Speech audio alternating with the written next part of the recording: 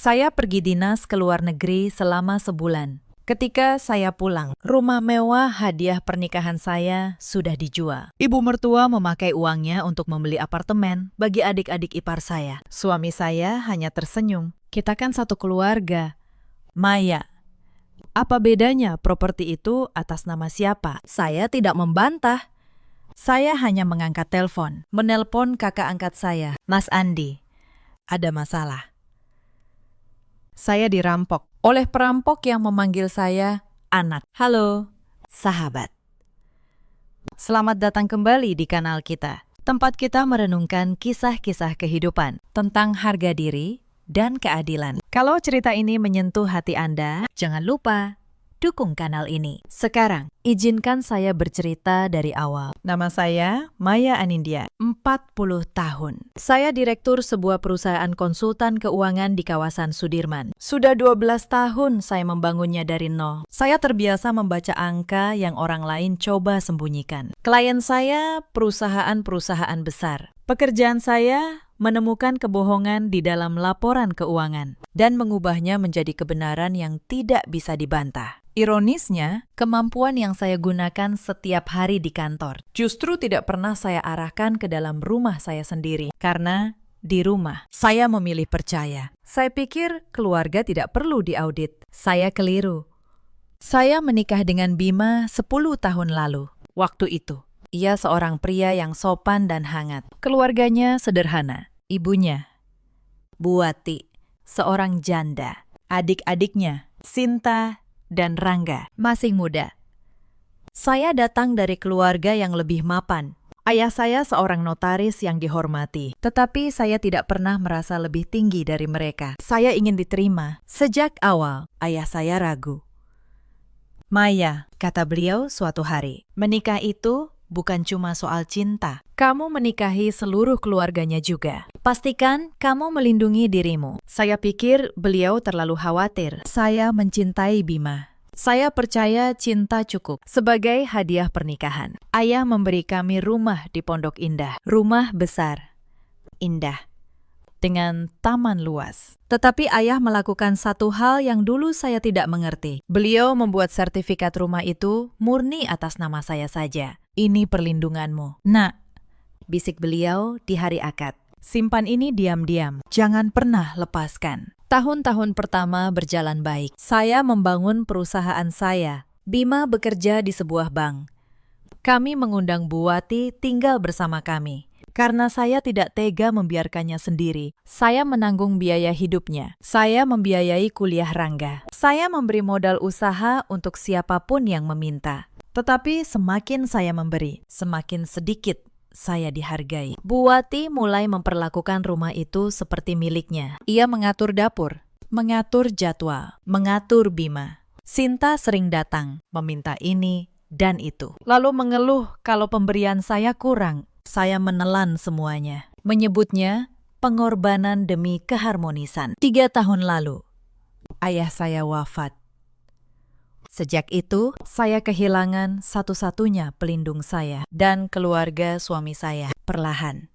Mulai melihat saya bukan sebagai keluarga, melainkan sebagai sumber dana yang bisa diperas. Saya tidak menyadarinya sampai bulan itu. Penerbangan panjang dari Paris ke Jakarta akhirnya berakhir. Saya turun dengan tubuh lelah, tetapi hati saya puas. Sebulan di Eropa, 2 kontrak besar saya tutup. Saya merasa pantas mendapat istirahat. Pak Ujang, sopir keluarga kami, sudah menunggu di pintu kedatangan. Senyumnya ramah seperti biasa, namun ada yang aneh di matanya. Sebuah keraguan yang tidak ia ucapkan. Selamat datang kembali, Bu Maya, katanya pelan. Perjalanannya pasti melelahkan. Saya mengangguk dan tersenyum. Saya tidak tahu malam itu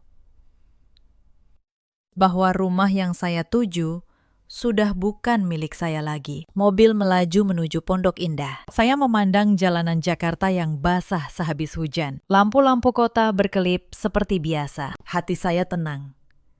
Membayangkan rumah. Membayangkan secangkir teh hangat. Saya teringat pagi sebelum saya berangkat ke Paris. Bima mengantar saya ke bandara. Ia memeluk saya, berkata, Hati-hati di sana, rumah aman bersamaku. Saya percaya kata-kata itu. Saya percaya saya meninggalkan rumah saya di tangan orang yang mencintai saya. Saya membuka koper di pikiran saya. Tas kerja, kulit untuk Bima, suami saya.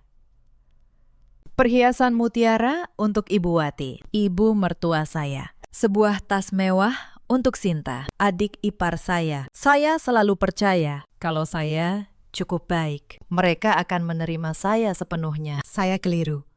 Kebaikan saya hanya mereka baca sebagai kelemahan. Sepanjang sebulan di Paris, saya beberapa kali menelpon. Setiap kali, Bima menjawab singkat. Semua baik-baik saja, jangan khawatir. Saya tidak curiga sama sekali. Bagaimana mungkin saya curiga? Mereka keluarga saya. Saya tidak tahu. Di balik suara tenang itu, rumah saya sedang dijual diam-diam. Tanda tangan saya sedang dipalsukan dan masa depan saya sedang dirampok. Mobil berhenti di depan gerbang. Dan saat itulah saya tahu ada yang salah. Lampu taman yang biasa menyala temaram kini terang benderang. Ada mobil-mobil asing terparkir di halaman. Suara tawa terdengar dari dalam. Saya turun. Saya melangkah masuk. Dan saya berhenti. Ruang tamu saya penuh orang. Ibu Wati duduk di sofa utama, dikelilingi para tetangga. Di tengah meja ada kue tart besar. Di atasnya tertulis, "Selamat atas rumah baru, Maya." Ibu Wati menoleh. Senyumnya tidak hilang. "Kamu sudah pulang." "Kebetulan sekali, kami sedang merayakan." "Merayakan apa, Bu?" tanya saya pelan. "Apartemen baru untuk Sinta dan adikmu Rangga," jawabnya enteng. "Di Kemang, 2 unit. Bersebelahan." Indah sekali, saya menatapnya. Otak saya yang terbiasa dengan angka mulai menghitung. 2 apartemen di Kemang. Uang dari mana? Bima keluar dari dapur, membawa nampan. Ia melihat saya, dan langkahnya sedikit goyah. "Oh, kamu pulang lebih cepat, Bima," kata saya. "Apartemen itu dibeli dengan uang apa?" Ruangan mendadak hening. Para tetangga saling pandang. Ibu Wati tertawa kecil, seolah saya baru menanyakan hal yang konyol. "Tentu saja dari rumah ini, sayang," katanya. "Rumah ini terlalu besar untuk kita berdua, jadi ibu jual. Hasilnya kita pakai untuk keluarga. Adikmu butuh tempat tinggal." Saya merasa lantai bergeser di bawah kaki saya. Rumah ini dijual. "Sudah laku 3 minggu lalu," sahut Ibu Wati ringan. "Pembelinya orang baik. Kita masih boleh tinggal sebentar, sampai mereka renovasi." Saya menoleh ke Bima. "Kamu tahu soal ini." Bima menghindari mata saya. "Maya, jangan dibesar-besarkan di depan tamu. Kita bicara nanti." Saat itu, sesuatu di dalam diri saya membeku. Bukan kemarahan yang meledak, tetapi sebuah ketenangan yang dingin. Karena di antara semua orang di ruangan itu, hanya saya yang tahu satu fakta yang belum mereka ucapkan. Rumah itu hadiah pernikahan dari ayah saya. Dan ayah saya, seorang notaris, tidak pernah ceroboh. Tetapi malam itu, mereka belum tahu apa yang sudah lama dipersiapkan ayah saya untuk saya. Saya tidak berdebat di depan tamu. Saya tersenyum, menyalami beberapa tetangga, lalu naik ke kamar. Saya menutup pintu, dan saya duduk di tepi tempat tidur sangat lama. Kepala saya jernih. Saya membuka laptop. Saya masuk ke surel pribadi saya, mencari satu dokumen lama yang dikirim ayah saya 3 tahun silam, sebelum beliau wafat. Subjeknya hanya satu kata, penting. Saya membuka lampirannya. Sertifikat hak milik rumah Pondok Indah. Saya membaca nama pemiliknya, dan saya menahan napas. Maya Anindya, hanya nama saya, bukan Bima, bukan Ibu Wati, hanya saya. Ayah saya sebagai notaris sengaja membuat rumah itu murni atas nama saya. "Ini perlindunganmu, Nak," begitu pesan beliau dulu. "Suami baik, tapi keluarga tidak selalu. Pegang ini diam-diam." Dulu saya pikir beliau terlalu khawatir. Sekarang saya mengerti. Beliau hanya berpengalaman. Saya menatap layar. Kalau rumah ini atas nama saya, lalu siapa yang menandatangani penjualannya? Saya tidak pernah menekan apapun. Tangan saya dingin. Sebuah penjualan properti atas nama saya, tanpa tanda tangan saya, hanya bisa berarti satu hal, pemalsuan. Tetapi saya belum bergerak. Saya butuh bukti. Saya menutup laptop, mematikan lampu, dan berbaring. Mereka pikir saya menyerah. Justru di situ letak kesalahan terbesar mereka. Pagi harinya, saya bangun lebih awal. Saya turun ke dapur dengan wajah biasa, seolah tidak terjadi apa-apa. Ibu Wati sudah ada di meja makan, menikmati kopi, tidur nyenyak. "Maya," tanyanya. Nada suaranya kini lebih tinggi, lebih berkuasa. Ia merasa sudah menang. "Nyenyak sekali, Bu," jawab saya. Saya menuang teh. "Bu, saya cuma penasaran, penjualan rumah itu, prosesnya lewat notaris mana?" Ibu Wati menyipitkan mata. "Untuk apa kamu tanya?" "Tidak apa-apa," kata saya ringan. "Saya cuma kagum. Bu Wati hebat. Bisa mengurus penjualan rumah sebesar ini sendirian. Pasti banyak dokumen." Pujian itu melunakkan kecurigaannya. Ia tersenyum bangga. "Tentu saja, Ibu pakai notaris Hendra, kenalan Sinta. Semuanya beres dalam 2 minggu. Bima yang teken di sebelah Ibu." Saya mengangguk pelan. Di dalam hati, saya mencatat 2 nama, notaris Hendra dan Bima yang menandatangani. Tetapi mereka lupa. Dokumen yang sah membutuhkan tanda tangan pemilik. Dan pemiliknya adalah saya. Bima yang teken. Ulang saya. Tetap tersenyum. Wah, suami saya memang serba bisa. Saya meletakkan cangkir. Saya pamit.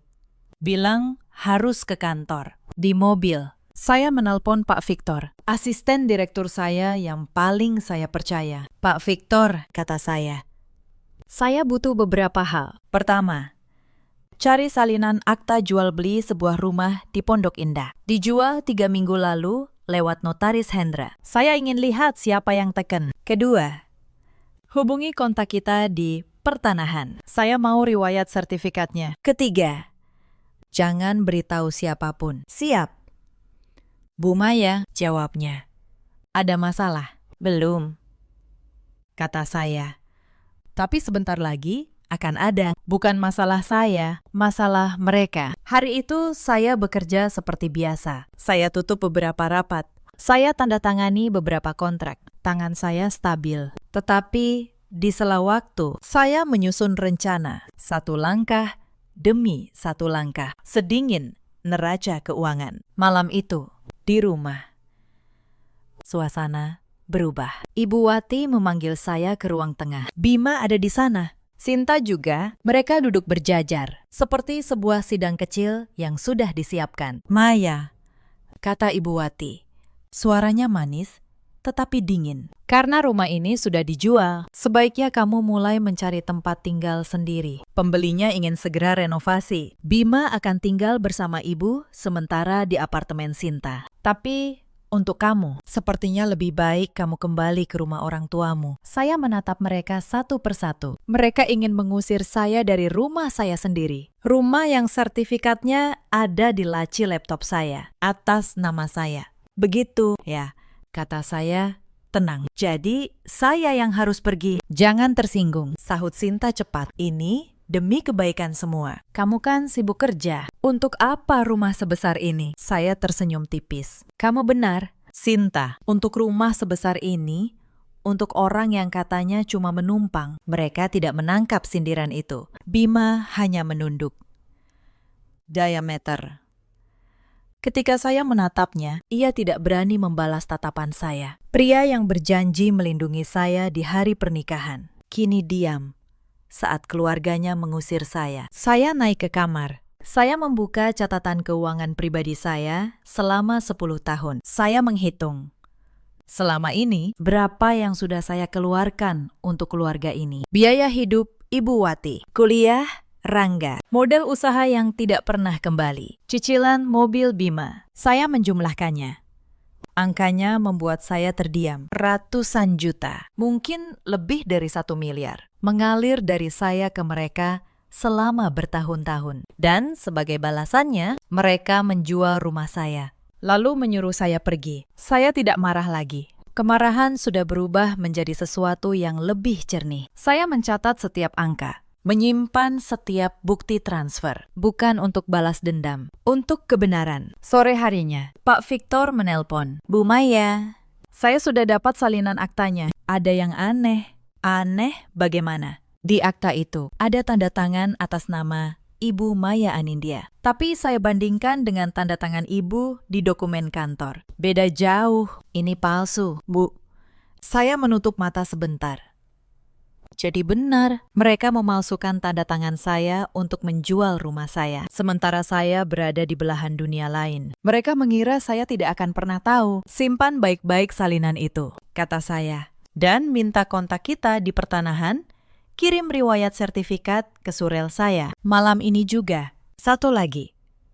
Pak Victor, cari tahu siapa pembeli rumah itu. Saya ingin tahu. Apakah dia tahu yang dia beli adalah barang curian? Malam itu, saya membaca riwayat sertifikat di kamar. Semuanya jelas tercatat. Rumah atas nama Maya Anindya sejak 10 tahun lalu. Tidak pernah berpindah tangan ke Bima maupun Ibu Wati. Lalu, 3 minggu lalu, dijual ke pihak ketiga dengan tanda tangan yang bukan tanda tangan saya. Pak Victor juga mengabari satu hal penting. Pembeli rumah itu, seorang pengusaha bernama Pak Halim, ternyata juga ditipu. Notaris Hendra meyakinkannya bahwa semua dokumen lengkap dan sah.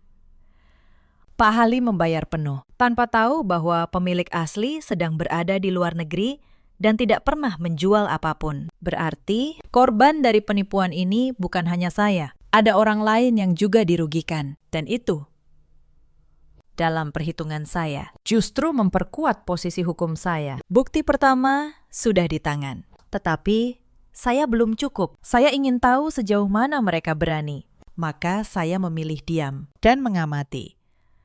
Malam itu, saya mencoba satu hal terakhir. Saya membuka koper saya, mengeluarkan oleh-oleh yang saya bawa dari Paris. Saya turun ke ruang keluarga, tempat Ibu Wati dan Bima sedang menonton televisi. Bu, kata saya lembut, menyodorkan kotak berisi perhiasan mutiara. Ini untuk Ibu. Saya pilih khusus di Paris. Ibu Wati melirik kotak itu, lalu mendengus. Mutiara model begini, Sinta saja sudah punya yang lebih bagus. Simpan saja untuk dirimu sendiri. Ia kembali menatap televisi, seolah saya tidak ada. Saya berdiri di sana. Kotak itu masih di tangan saya. Saya meletakkannya di meja. Bima tidak berkata apa-apa. Ia hanya menatap layar, menghindari saya seperti biasa. Saat itu, saya mengerti satu hal dengan jelas. Tidak ada pemberian yang akan pernah cukup. Tidak ada kebaikan yang akan pernah mereka hargai. Mereka tidak menginginkan kasih sayang saya. Mereka hanya menginginkan apa yang saya miliki. Dan ketika mereka pikir mereka sudah mengambil semuanya, saya tidak lagi berguna bagi mereka. Saya membawa kembali kotak itu ke kamar. Saya tidak menangis. Air mata itu sudah lama kering. Yang tersisa hanyalah ketenangan yang dingin dan tekad yang semakin keras. Esok paginya, drama itu makin terbuka. Sinta, adik ipar saya, datang ke rumah. Ia membawa kunci apartemen barunya, memamerkannya di meja makan seperti piala. Mbak Maya, katanya, dengan senyum tipis yang saya kenal. Terima kasih ya. Tanpa rumah, Mbak, aku tidak akan punya apartemen di Kemang. Kita memang satu keluarga, kan? Saya menatap kunci itu. Lalu, saya menatap Sinta. Iya, Sinta, kata saya tenang. Kita memang akan menyelesaikan ini sebagai satu keluarga. Ia tidak menangkap nada saya. Ia tertawa, lalu pergi. Ibu Wati mengantarnya sampai pintu. Keduanya berbisik dan tertawa. Saya berdiri sendiri di ruang tamu yang sudah bukan milik saya di mata mereka. Saya melihat koper oleh-oleh saya masih utuh di sudut. Tas untuk Sinta. Perhiasan untuk Ibu Wati, tas kerja untuk Bima. Saya tidak jadi membaginya. Suatu hari, barang-barang itu mungkin menjadi catatan tentang kebaikan yang mereka injak. Bima pulang larut malam. Saya menunggunya di ruang kerja. Bima, kata saya, duduk. Kita bicara. Ia menghela nafas, seolah merasa terganggu. Soal rumah lagi. Maya, sudahlah. Itu sudah selesai. Ibu cuma ingin yang terbaik untuk keluarga. Yang terbaik untuk keluarga, ulang saya. Dengan menjual rumah atas namaku, tanpa sepengetahuanku. Atas namamu, atas namaku. Apa bedanya? Katanya. Suaranya mulai meninggi. Kita kan sudah menikah 10 tahun. Kamu terlalu perhitungan, Maya. Ini sebabnya ibu tidak pernah benar-benar nyaman denganmu. Kata-kata itu seharusnya menyakitkan. Anehnya, saya tidak merasa apa-apa. Saya hanya melihat seorang pria yang saya cintai dulu. Kini menjadi orang asing yang membenarkan perampokan dengan kata keluarga. Kamu yang menandatangani akta penjualan itu, Bima? Tanya saya. Ia tertegun sejenak. Aku menemani ibu ke notaris. Itu saja. Dan tanda tanganku di akta itu. Siapa yang membuatnya? Wajahnya pucat. Maya. Kamu bicara apa? Aku tidak pernah menandatangani apapun. Bima, kata saya, masih tenang. Karena selama itu aku di Paris. Jadi siapa yang memalsukan tanda tanganku? Ia diam. Keringat muncul di dahinya. Itu. Ibu yang urus. Aku tidak tahu detailnya. Saya berdiri. Terima kasih atas kejujuranmu, kata saya. Itu sudah cukup. Saya keluar dari ruangan. Saya tidak berteriak. Saya tidak menangis, karena untuk pertama kalinya saya memegang sesuatu yang lebih kuat dari air mata. Saya memegang bukti, hitam di atas putih. Tetapi malam itu, Bima tidak tahu bahwa percakapan kami baru saja menambah satu nama lagi ke dalam daftar yang saya susun. Beberapa hari berikutnya, mereka mulai gelisah.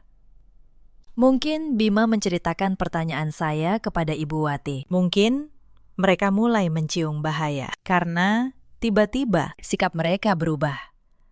Ibu Wati mulai bersikap manis. Ia memasak untuk saya. Ia memuji pekerjaan saya. Suatu pagi, ia bahkan menyodorkan secari kertas. Maya, ini cuma formalitas, katanya lembut. Tanda tangan saja di sini, biar urusan rumah benar-benar beres. Biar tidak ada masalah hukum di kemudian hari. Saya melirik kertas itu, sebuah surat pernyataan. Isinya menyatakan bahwa saya menyetujui penjualan rumah dan melepaskan seluruh hak saya. Saya hampir tertawa. Mereka tahu tanda tangan palsu itu lemah. Maka mereka ingin saya menandatangani yang asli, agar pemalsuan mereka tertutup selamanya. Tentu. Bu, kata saya, sambil tersenyum manis. Tapi saya mau baca dulu pelan-pelan. Saya kan orang keuangan, suka detail. Boleh saya bawa ke ruang kerja? Tentu, tentu, kata Ibu Wati. Matanya berbinar penuh harap. Saya membawa kertas itu, mau fotonya. Lalu menyimpannya. Saya tidak menandatangani apapun. Bukti niat mereka untuk menutupi kejahatan. Kimi ada di tangan saya juga. Beberapa hari kemudian, kesabaran mereka menipis lagi. Suatu pagi, saya pulang dari kantor lebih awal. Saya menemukan dua orang sedang memindahkan barang-barang saya dari kamar utama ke sebuah kamar kecil di belakang. Lemari saya dibongkar. Pakaian saya dimasukkan ke dalam kardus. Ibu Wati berdiri mengawasi dengan tangan di pinggang. Maya, kamu pulang. Bagus. Mulai sekarang kamu pakai kamar belakang saja. Kamar utama akan dipakai Sinta kalau ia menginap. Ini rumah keluarga, harus diatur ulang. Saya menatap kardus berisi pakaian saya. Saya menatap Ibu Wati. Lalu saya melihat sesuatu yang baru. Sebuah kunci baru tergantung di pintu depan. Bu, mengganti kunci rumah. Tentu. Jawabnya enteng. Supaya lebih aman, kunci yang baru ada padaku dan Sinta. Mereka mengganti kunci rumah saya untuk mengunci saya dari luar di rumah saya sendiri. Mereka memindahkan saya ke kamar belakang seperti seorang pembantu di rumah yang sertifikatnya hingga detik itu masih sah atas nama saya. Saya tidak melawan, saya tidak berteriak.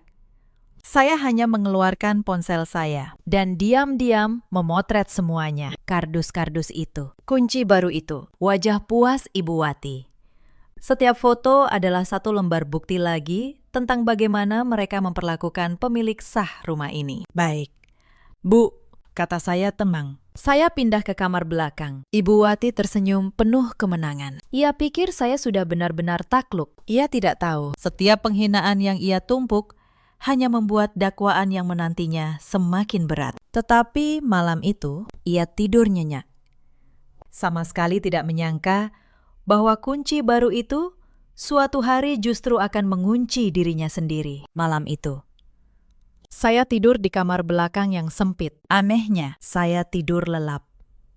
Karena untuk pertama kalinya, saya tahu persis apa yang akan saya lakukan. Dan saya tahu saya tidak sendirian. Keesokan harinya, Bima menemui saya diam-diam di kamar belakang. Untuk pertama kalinya dalam berhari-hari, ia menatap mata saya. "Maya," katanya pelan, "maafkan aku. Aku tahu ini berat untukmu, tapi tolong, mengertilah. Ibu sudah tua.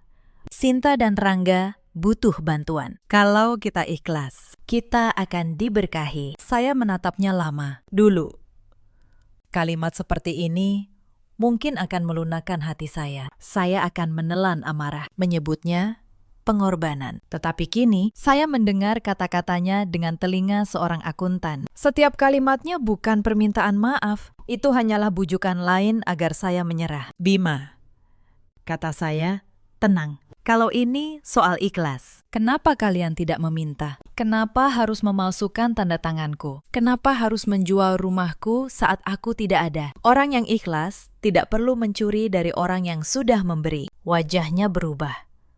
Ia tidak punya jawaban.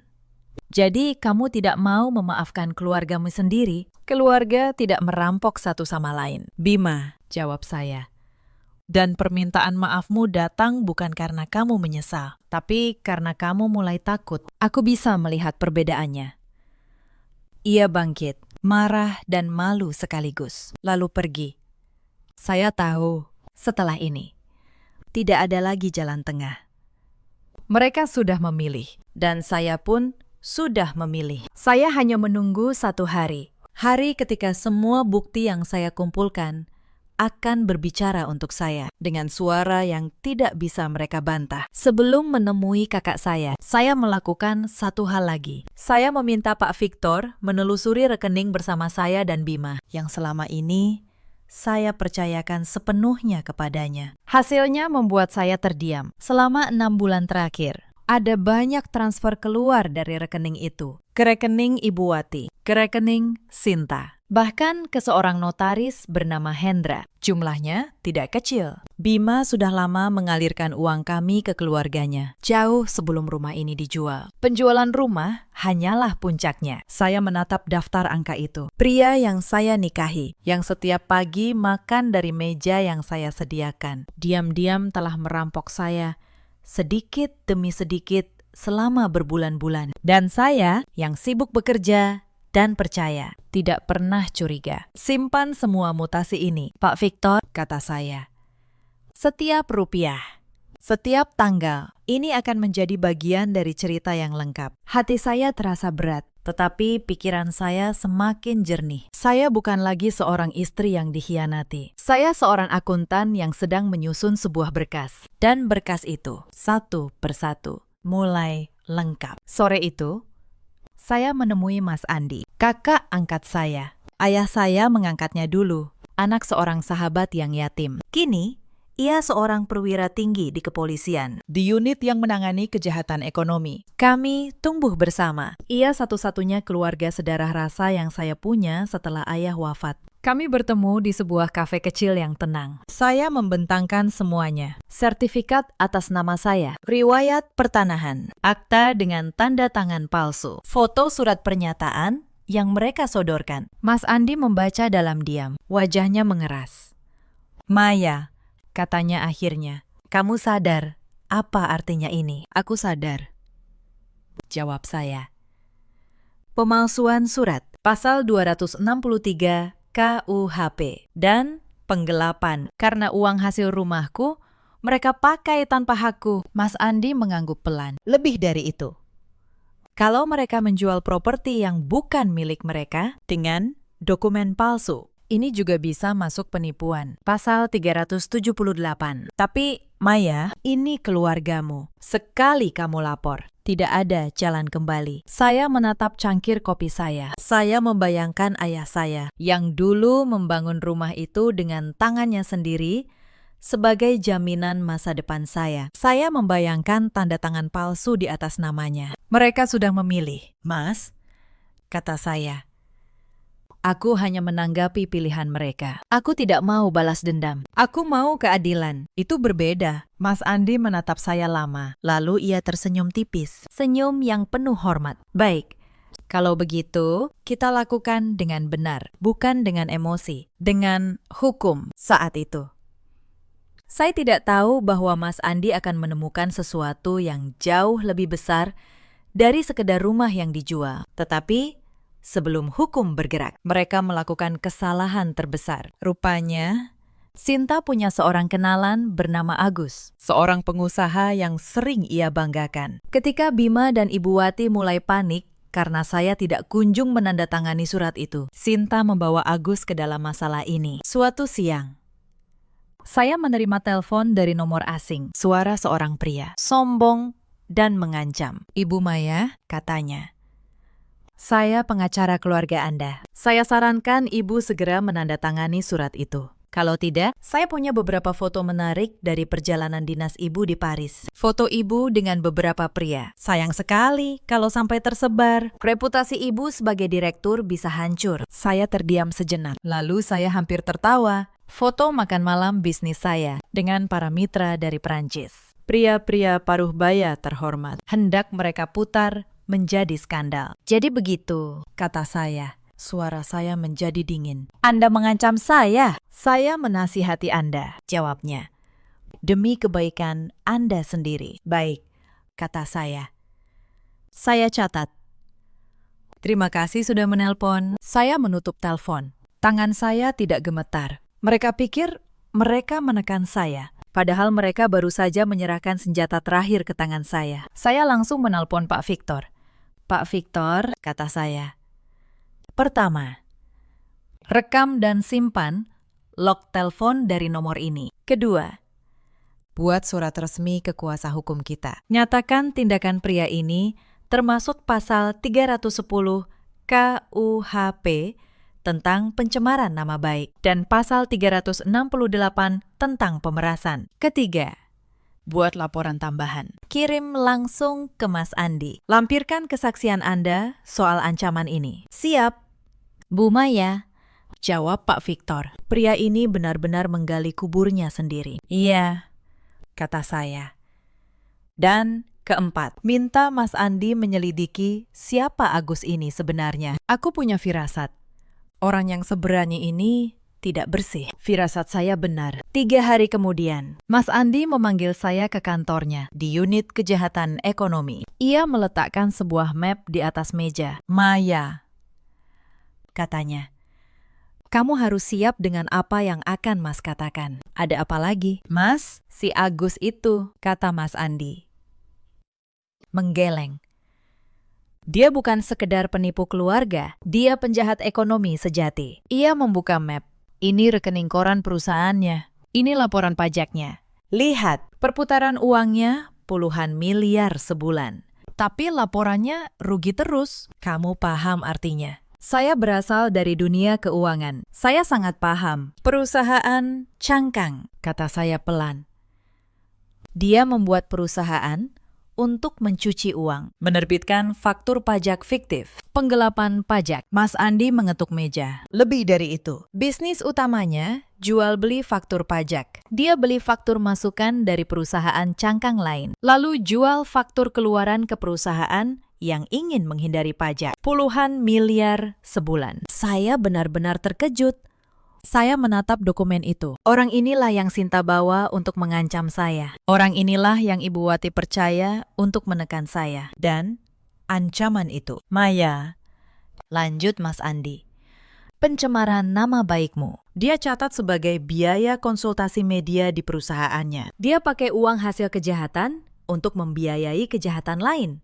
Anak ini nekat. Lalu, sekarang bagaimana? Mas, Mas Andi tersenyum dingin. Dia habis dari kasus pemerasanmu. Kami menemukan kasus penggelapan pajak skala besar. Pasal-pasal ini digabung. 10 orang seperti Agus pun tidak akan lolos. Saya menarik napas. Yang dimulai dengan sebuah rumah yang dijual, kini menjadi sesuatu yang jauh lebih besar. Tetapi saya tidak melupakan tujuan awal saya. Rumah itu, tanda tangan palsu itu, keluarga yang mengkhianati saya. Mas Andi, kata saya, aku mau semuanya berjalan bersamaan. Kasus Agus dan kasus pemalsuan akta rumahku. Aku mau hari yang sama. Mas Andi menatap saya.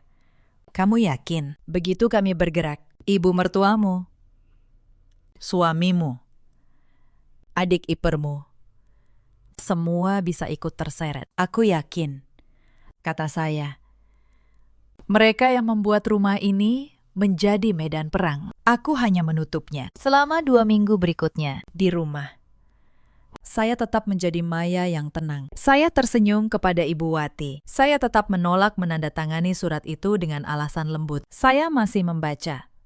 Bu, saya membiarkan mereka berpikir saya hampir menyerah. Tekanan dari mereka semakin keras. Ibu Wati mulai tidak sabar. Suatu malam, ia menggebrak meja. Maya, sampai kapan kamu menunda? Surat itu cuma formalitas. Atau kamu mau cari masalah dengan keluarga ini? Saya tidak mau cari masalah. Bu, kata saya, tenang. Saya cuma orang teliti. Bukankah ibu sendiri yang bilang, segala sesuatu harus hitam di atas putih? Ibu Wati terdiam. Ia tidak tahu bahwa kalimatnya sendiri akan kembali kepadanya. Sinta mencoba cara lain. Ia datang membawa Bima, lalu keduanya membujuk saya dengan nada manis. Mbak Maya, kita keluarga. Tidak usah ribet, tanda tangan saja, semua beres. Kita lupakan semuanya. Saya hanya tersenyum dan berkata, saya butuh waktu. Sementara itu, di balik layar, semuanya disusun rapi. Salinan akta palsu dibandingkan dengan tanda tangan asli saya oleh seorang ahli forensik dokumen. Hasilnya jelas. Tanda tangan di akta itu dibuat dengan meniru, bukan tangan saya. Riwayat pertanahan disahkan. Kesaksian Pak Victor soal ancaman telepon dicatat. Surat pernyataan yang mereka sodorkan, beserta foto yang saya simpan diam-diam, menjadi bukti niat mereka untuk menutupi kejahatan. Saya juga menemui Pak Halim, pembeli rumah itu. Saya menjelaskan duduk perkaranya dengan tenang. Awalnya, ia marah, mengira saya yang menipunya. Tetapi setelah melihat sertifikat asli dan riwayat pertanahan, ia mengerti bahwa kami berdua adalah korban. Saya akan ikut menjadi saksi. Bu Maya, katanya akhirnya, notaris itu dan keluarga Anda menipu kami berdua. Pada saat yang sama, kasus Agus matang. Mas Andi dan timnya menelusuri aliran dana. Perusahaan cangkang Agus dibongkar satu persatu. Rekening-rekeningnya dibekukan. Setiap faktur fiktif menjadi satu lagi pasal yang menumpuk di atas kepalanya. Suatu sore, Mas Andi menelepon saya. Maya, kami sudah lengkap. Akta palsu, kesaksian forensik, kesaksian pembeli, kesaksian Pak Victor, riwayat pertanahan, dan berkas Agus. Semuanya sudah bersambung. Tinggal menunggu waktu yang tepat. Aku tahu waktunya. Mas, kata saya, Ibu Wati selalu mengadakan pertemuan di hari Sabtu pagi dengan tetangga, dengan tamu. Hari ketika mereka merasa paling berkuasa. Disitulah semuanya harus berakhir. Mas Andi terdiam sejenak. Kamu ingin di depan banyak orang, bukan untuk mempermalukan mereka. Mas, jawab saya. Tetapi karena mereka mempermalukan saya di depan orang banyak ketika mereka merayakan penjualan rumah saya, keadilan harus terlihat sama jelasnya dengan kejahatan. Lalu, tibalah hari itu. Pagi itu cerah. Ibu Wati mengadakan satu lagi pertemuan kecil di rumah. Beberapa tetangga datang. Sinta hadir, memamerkan tas baru. Bima berdiri di sudut, bercanda dengan tamu. Mereka merasa aman.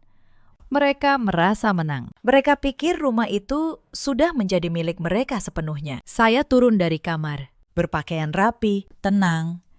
Saya berdiri di tengah ruang tamu. Tepat pukul 10, bel berbunyi. Pak Ujang membuka pintu dan masuklah Mas Andi berseragam lengkap, diikuti beberapa perwira. Wajahnya tegas, resmi. Ruangan mendadak hening. "Selamat pagi," kata Mas Andi. Suaranya tegas. "Saya dari kepolisian, unit kejahatan ekonomi. Kami datang terkait laporan pemalsuan surat dan penjualan properti secara melawan hukum." Wajah Ibu Wati memucat. "Apa ini?" "Maya, siapa orang-orang ini?" Saya menatapnya tenang. "Ini kakak saya, Bu, Mas Andi. Dan ini akhir dari semuanya." Sinta berdiri, panik. "Mbak Maya, kamu gila. Ini keluarga.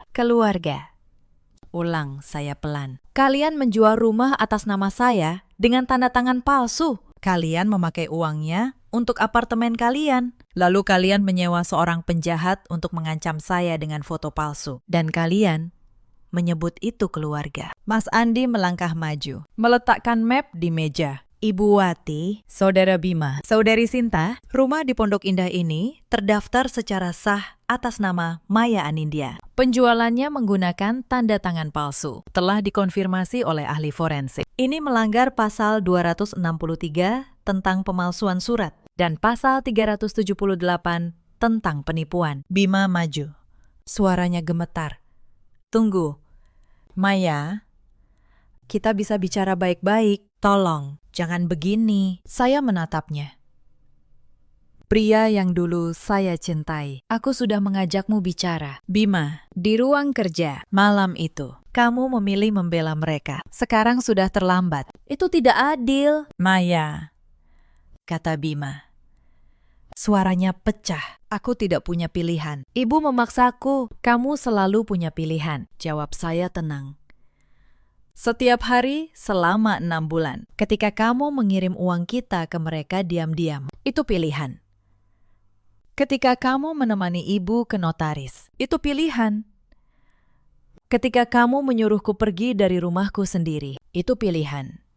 Jangan sebut dirimu tidak berdaya. Kamu hanya memilih mereka, bukan aku." Mas Andi membuka mapnya, mengeluarkan lembar demi lembar. Sertifikat asli atas nama Maya Anindya. Akta jual beli dengan tanda tangan palsu. Laporan ahli forensik. Mutasi rekening yang menunjukkan aliran dana. Dan kesaksian pembeli. Pak Halim yang juga menjadi korban penipuan ini. Pak Halim yang berdiri di belakang para perwira melangkah maju. "Saya membeli rumah ini dengan uang saya sendiri, dengan itikat baik," katanya kepada Ibu Wati. "Anda dan notaris itu menipu saya. Saya juga menuntut. Dan ada satu hal lagi," lanjut Mas Andi. "Pengacara yang kalian sewa, Saudara Agus, kini menjadi tersangka kasus penggelapan pajak puluhan miliar. Ancaman yang ia kirim atas nama kalian tercatat sebagai bagian dari berkasnya. Kalian semua kini terkait dengan kasusnya." Ibu Wati jatuh terduduk di sofa. Wajahnya yang tadi penuh kebanggaan kini hancur. "Tidak mungkin." "Maya, Ibu, mohon." Saya menatapnya. "Dulu, panggilan ibu itu pernah saya hormati." "Bu," kata saya. "Selama 10 tahun, saya memanggil ibu dengan hormat. Saya membawakan oleh-oleh setiap pulang. Saya menanggung biaya keluarga ini diam-diam. Saya hanya minta satu hal sebagai balasannya. Jangan rampas apa yang menjadi milik saya." Ibu memilih merampasnya. Para tetangga yang tadi datang untuk pesta, kini berdiri di pintu. Menyaksikan. Beberapa menutup mulut, beberapa berbisik. Berita penangkapan satu keluarga elit Pondok Indah karena penipuan pasti akan menjadi pembicaraan besok. Borgol pertama mengunci pergelangan tangan Bima. Lalu Sinta yang menjerit. Lalu Ibu Wati yang teriakannya menjadi sia-sia. "Maya, kamu iblis," teriak Sinta. "Kamu menghancurkan keluarga ini." Saya menatapnya tanpa goyah. "Tidak, Sinta, kalian yang menghancurkannya." Saya hanya menolak ikut hancur bersama kalian. Mereka digiring keluar melalui taman, melalui gerbang yang sama yang beberapa jam lalu mereka kuasai dengan penuh kemenangan. Saya berdiri sendirian di tengah ruang tamu. Rumah itu, untuk pertama kalinya, terasa benar-benar milik saya kembali. Besar, kosong, dan tenang. Saya melihat koper oleh-oleh saya masih di sudut. Tas Hermes untuk Sinta, perhiasan mutiara untuk Ibu Wati, tas kerja, kulit untuk Bima. Sekarang semua itu hanyalah barang bukti dari kebodohan saya dan keserakahan mereka. Mas Andi menghampiri saya setelah memastikan ketiganya masuk ke mobil. "Maya," katanya pelan. "Kasusnya sudah dibuka. Sekarang kamu harus ikut ke kantor, memberikan keterangan resmi." Kelelahan dari penerbangan panjang dan kejutan beberapa hari ini seakan lenyap, digantikan ketenangan yang dingin. "Iya, Mas, aku ikut. Dan terima kasih." Saya menatapnya tanpa ragu. Aku akan membawa kasus ini sampai tuntas. Tidak ada perdamaian. Tidak ada pencabutan laporan. Aku ingin mereka bertanggung jawab. Bulan-bulan setelahnya tidak mudah. Proses hukum panjang. Saya harus memberi keterangan berkali-kali. Saya harus menghadapi tatapan orang yang dulu memanggil saya keluarga. Kini menatap penuh kebencian dari balik meja persidangan. Di persidangan, Ibu Wati sempat mencoba memohon. Ia menangis, mengatakan ia hanya seorang ibu yang ingin yang terbaik untuk anak-anaknya. "Maya, kita pernah satu rumah," katanya. "Cabut laporanmu demi Bima." Saya menatapnya dari kursi saksi. "Bu," kata saya pelan. Saya juga pernah menganggap ibu sebagai ibu saya sendiri. Saya merawat ibu, membiayai ibu, menghormati ibu. Yang saya minta hanya satu, agar ibu tidak merampas hak saya. Ibu memilih sebaliknya. Ini bukan tentang dendam, ini tentang tanggung jawab atas pilihan. Notaris Hendra yang turut memalsukan dokumen, kehilangan izinnya, dan diadili bersama mereka. Setiap orang yang ikut dalam skema itu, satu persatu, harus mempertanggungjawabkan perbuatannya. Pengadilan akhirnya memutuskan akta penjualan rumah itu batal demi hukum. Rumah Pondok Indah resmi kembali atas nama saya. Pak Halim, sang pembeli yang ditipu, mendapat ganti rugi penuh dari aset Agus dan harta keluarga suami saya yang disita. Ibu Wati divonis atas pemalsuan surat dan penggelapan. Karena usianya, hukumannya diringankan. Tetapi tetap harus dijalani. Bima yang ikut menandatangani, menutupi, dan mengalirkan uang kami dihukum atas keterlibatannya. Pernikahan kami berakhir di meja yang sama dengan kasusnya. Sinta yang membawa Agus ke dalam semua ini, terseret dalam berkas pemerasan dan penipuan. Apartemen mewah di Kemang yang dibeli dari uang haram itu disita negara.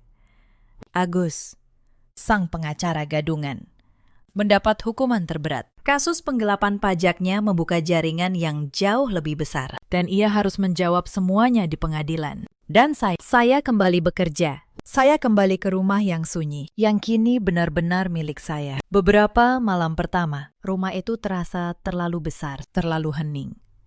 Saya merindukan suara, bahkan suara pertengkaran. Tetapi perlahan, keheningan itu berubah menjadi kedamaian. Suatu sore, saya memasak sendiri. Ikan goreng, sayur, asem, sambal terasi. Masakan sederhana yang dulu sering saya buat sebelum semua kemewahan ini. Saya makan dalam diam, di meja yang dulu dipakai mereka untuk merayakan kemenangan palsu. Tidak ada lagi yang menghina pemberian saya. Tidak ada lagi yang menyuruh saya pergi. Untuk pertama kalinya dalam waktu yang lama, saya merasa tenang, dan saya menyadari harga diri yang saya pertahankan jauh lebih berharga daripada keluarga palsu yang saya tangisi. Cerita ini mengajarkan satu hal. Kebaikan bukanlah kelemahan, tetapi kebaikan tanpa batas hanya akan dianggap sebagai izin untuk diinjak. Jangan biarkan kata keluarga dipakai untuk merampas hak Anda, dan jangan pernah menukar harga diri demi rasa diterima. Di luar sana, ada banyak perempuan seperti saya dulu. Bekerja keras, memberi tanpa henti, berharap suatu hari diterima sepenuhnya oleh keluarga suaminya. Mereka menelan setiap penghinaan, menyebutnya pengorbanan. Kalau Anda salah satunya, ingatlah, memberi itu mulia, tetapi membiarkan diri dirampok bukanlah kebajikan. Ada pula banyak suami seperti Bima di luar sana. Mereka tidak jahat sejak awal. Mereka hanya terlalu lemah untuk membela istrinya dan menyebut kelemahan itu sebagai cinta kepada keluarga. Padahal, melindungi pasangan adalah bagian dari menjadi keluarga itu sendiri. Dan ada para ibu mertua yang melihat menantu sebagai orang luar yang harus diperas, bukan anak yang harus disayang. Mereka takut kehilangan kuasa, lalu memilih merampas dan kehilangan segalanya. Saya kehilangan sebuah keluarga yang ternyata tidak pernah benar-benar menganggap saya keluarga. Tetapi, saya mendapatkan kembali rumah saya, harga diri saya, dan ketenangan saya. Dalam hidup, kita selalu punya pilihan, memilih diam dan dirampok, atau berdiri dan menuntut keadilan dengan cara yang benar. Kalau cerita ini menyentuh Anda, ceritakan kisah Anda di kolom komentar. Terima kasih sudah menemani sampai akhir. Malam itu, hujan turun deras sekali. Saya berdiri di teras dengan bayi merah dalam dekapan. Di depan saya, sebuah koper tua tergeletak basah. Suami saya yang melemparnya. Pergi, bawa anakmu. Rumah ini bukan tempat untuk perempuan miskin, kata Reza dingin. Di sampingnya, ibunya tersenyum penuh kemenangan. Mereka tidak tahu satu hal. 10 menit setelah saya melangkah keluar, hidup mereka akan runtuh sampai ke akar. Halo sahabat, selamat datang kembali di kanal ini. Sebelum kita masuk ke kisah malam ini, tolong tekan tombol langganan dan nyalakan lonceng notifikasi. Tulis nama dan kota kalian di kolom komentar. Ketik kata hadir. Saya ingin tahu, sahabat setia kanal ini datang dari mana saja. Kisah kali ini akan membuat dada kalian sesak di awal. Tapi saya jamin, akhirnya akan terasa sangat memuaskan. Tarik napas dalam-dalam. Mari kita mulai. Nama saya Anindya Kusuma. Usia saya 32 tahun. Selama 2 tahun terakhir, saya tinggal di sebuah rumah sederhana di kawasan Bekasi Tengah. Sebagai istri dan menantu, di mata mereka, saya hanyalah perempuan biasa, tidak punya pekerjaan tetap, tidak punya orang tua, tidak punya apa-apa. Tapi itu hanya yang mereka lihat di permukaan. Yang sebenarnya, saya menyimpan satu rahasia besar. Rahasia yang saya jaga rapat demi satu hal sederhana. Saya ingin dicintai sebagai Anindya, bukan sebagai apapun yang lain. Saya menikah dengan Reza 3 tahun lalu. Dulu, ia tampak lembut. Ia pernah berkata bahwa ia mencintai saya apa adanya. Saya percaya, saya ingin sekali percaya. Karena sejak kecil, saya tumbuh tanpa orang tua. Saya tahu betul rasanya tidak punya tempat untuk pulang. Maka saya membangun rumah tangga ini dengan seluruh hati saya. Saya bangun pukul 4 pagi setiap hari. Saya menyiapkan sarapan. Saya mengurus segala kebutuhan rumah. Saya melayani ibu mertua saya, Bu Lastri, seperti melayani ibu kandung yang tak pernah saya miliki. Bu Lastri adalah perempuan berusia 60 tahun. Wajahnya selalu keras. Sejak awal, ia tidak pernah menyukai saya. Baginya, saya hanyalah perempuan tak berlatar belakang yang merebut anaknya. Reza itu harusnya dapat istri dari keluarga terpandang, katanya suatu hari. Tanpa peduli, saya mendengar, bukan perempuan tak jelas asal-usulnya seperti kamu. Saya hanya diam. Saya menelan setiap luka. Saya pikir suatu hari ia akan melihat ketulusan saya. Saya salah besar. Rumah tangga kami mulai retak ketika saya hamil. Bukannya senang, Bu Lastri justru sering mengeluh. Katanya saya jadi malas. Katanya saya hanya bisa makan dan tidur. Padahal saya tetap mengerjakan semua pekerjaan rumah sampai perut saya membesar. Reza pun berubah. Ia jarang pulang. Ia bilang banyak lembur di kantornya, PT Bahtera Mandiri, tempat ia bekerja sebagai manajer. Saya percaya, lagi-lagi.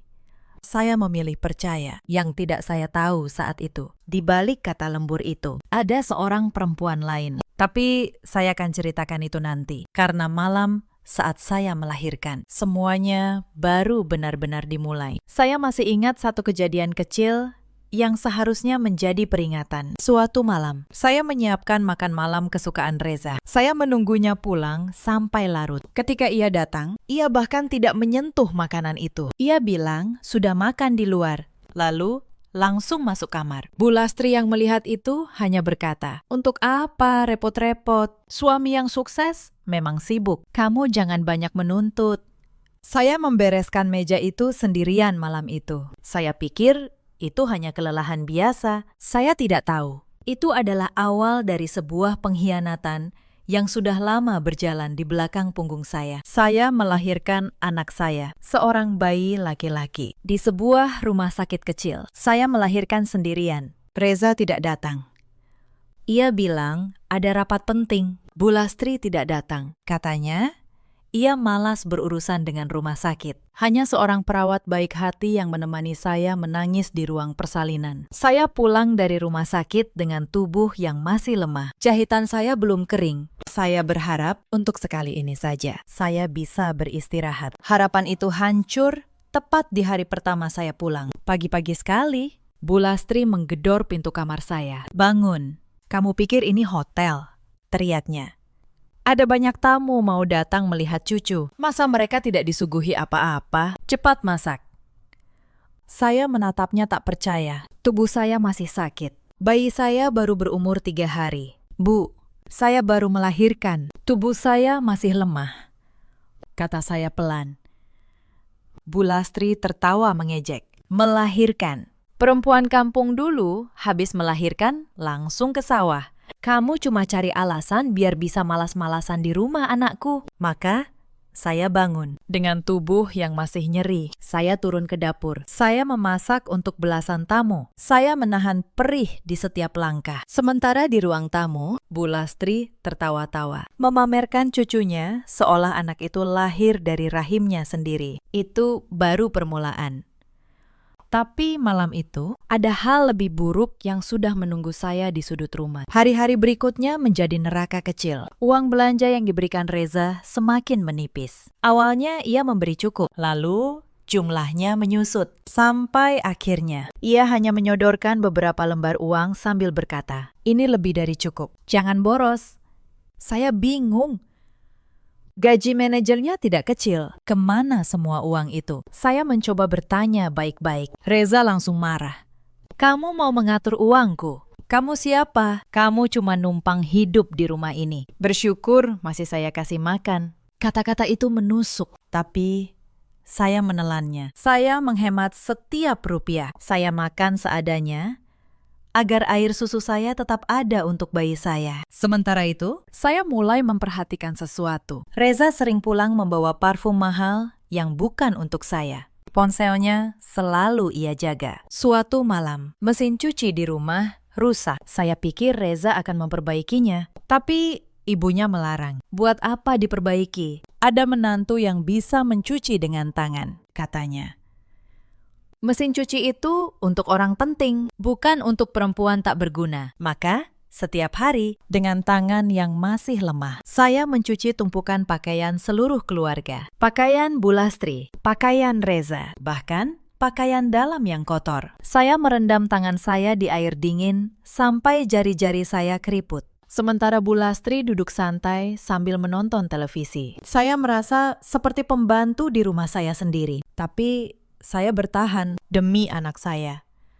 Demi sebuah harapan yang ternyata sudah lama mati. Penghinaan itu tidak berhenti di dalam rumah. Bu Lastri membawanya keluar. Suatu sore, beberapa tetangga berkumpul di teras rumah. Saya kebetulan lewat sambil menggendong bayi. Bu Lastri menunjuk saya di depan semua orang. "Itu menantu saya," katanya keras.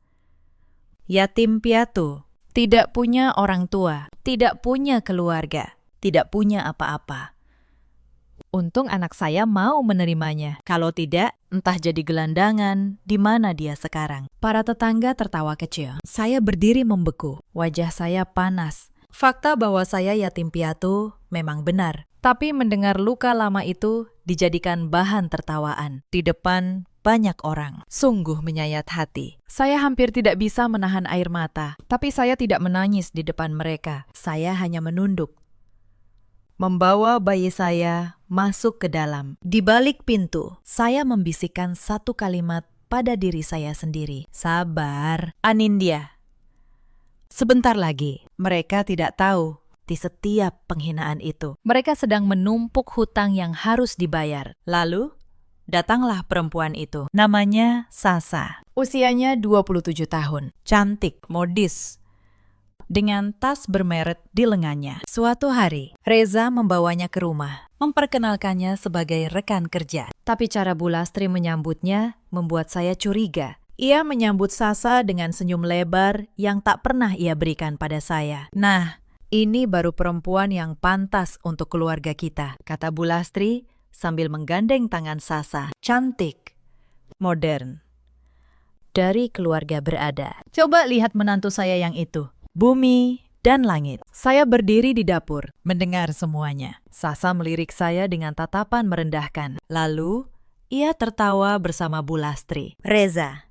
Ia hanya diam, tidak membela saya sedikit pun. Saat itu, saya mengerti. Perempuan inilah yang membuat suami saya berubah. Perempuan inilah alasan uang belanja saya menyusut. Alasan parfum mahal itu. Alasan ponsel yang selalu dijaga. Hati saya hancur. Tapi anehnya, di balik hancur itu, ada sesuatu yang mulai mengeras. Sebuah tekad. Ada satu kejadian yang tidak akan pernah saya lupakan. Sebelum menikah, almarhum paman saya pernah memberi sebuah cincin sederhana. Bukan cincin mahal, hanya cincin emas tipis. Tapi itu satu-satunya benda yang menghubungkan saya dengan keluarga yang pernah saya miliki. Saya selalu menyimpannya di kotak kecil di laci kamar. Suatu hari, kotak itu kosong. Saya mencari kemana-mana. Lalu, saya melihatnya. Cincin itu kini melingkar di jari Sasa, perempuan simpanan suami saya. Oh, ini, kata Sasa sambil mengangkat tangannya. Pamer. Ibu yang memberikannya padaku. Katanya benda usang ini lebih cocok untukku daripada untuk perempuan kampung sepertimu. Saya menoleh pada Bu Lastri. Ia hanya mengangkat bahu. Cuma cincin murahan. Buat apa kamu simpan? Lagi pula, kamu sudah tidak pantas memakai perhiasan apapun di rumah ini. Saat itu, saya merasakan sesuatu di dada saya benar-benar patah. Mereka tidak hanya merampas martabat saya, mereka merampas satu-satunya kenangan tentang keluarga saya. Saya tidak berkata apa-apa, tapi malam itu saya menulis nama Sasa di daftar yang sudah saya simpan rapi di kepala. Penghinaan berikutnya terjadi di tempat umum. Beberapa hari setelah melahirkan, saya harus membawa bayi saya untuk imunisasi. Karena Reza tidak mau mengantar dan tidak memberi uang transport, saya berjalan kaki ke puskesmas sambil menggendong bayi. Di tengah jalan, sebuah mobil berhenti. Reza dan Sasa di dalamnya. Saya pikir mereka akan menawarkan tumpangan. Saya keliru. Reza membuka jendela hanya untuk berkata, "Lihat itu, Sasa." Perempuan itu memang ditakdirkan jadi orang susah. Jalan kaki sambil gendong anak seperti gelandangan. Lalu mereka tertawa dan mobil itu melaju, meninggalkan saya dan bayi saya di tengah debu jalanan. Beberapa orang yang lewat menatap saya dengan iba. Tapi saya tidak butuh iba. Saya hanya menggenggam tangan kecil bayi saya dan terus berjalan. Setiap langkah di jalan panas itu saya tanamkan dalam ingatan. Suatu hari saya berjanji, mereka akan merasakan dinginnya berjalan kaki tanpa siapapun yang peduli. Yang membuat saya bertahan dalam semua itu hanya satu, bayi saya dan diam-diam. Sebuah rencana yang sudah lama saya susun rapi. Saya hanya menunggu mereka melewati satu garis terakhir. Dan malam saat mereka mengusir saya bersama bayi saya, garis itu akhirnya mereka lewati. Di rumah itu, ada satu orang lagi yang sering luput dari perhatian saya. Wulandari, adik perempuan Reza, 29 tahun. Saya memanggilnya Wulan.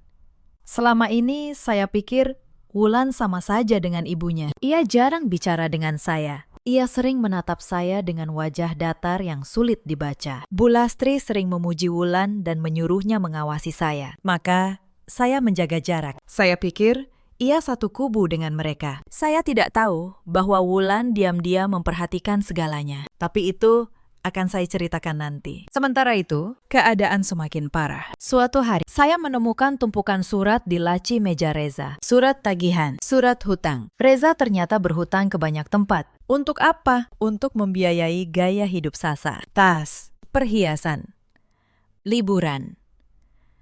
Dan yang membuat saya tercekat, ada selembar surat perjanjian hutang yang ia tanda tangani. Di salah satu klausanya, nama saya dicantumkan sebagai penjamin. Tanpa sepengetahuan saya, mereka menjebak saya. Jika hutang itu tidak terbayar, sayalah yang akan dikejar. Saya, perempuan yang katanya tidak punya apa-apa, dijadikan tameng untuk hutang yang dibuat demi perempuan lain. Malam itu, saya menyimpan kembali surat-surat itu dengan tenang. Saya tidak marah.